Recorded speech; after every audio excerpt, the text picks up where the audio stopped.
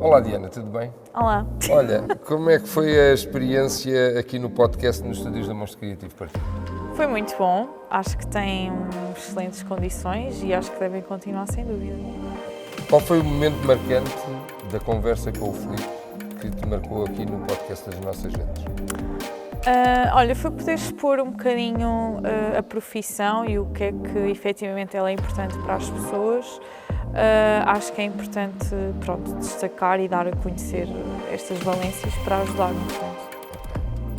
E já agora, que mensagens ou que mensagem deixarias aos próximos convidados?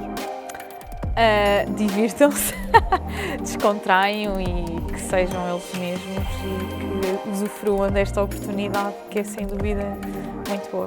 Então recomendarias? Claro. Ok, pronto. A experiência foi boa. Sim, foi ótimo. Perfeito. Então vá, até breve. Obrigada, até breve. Até breve.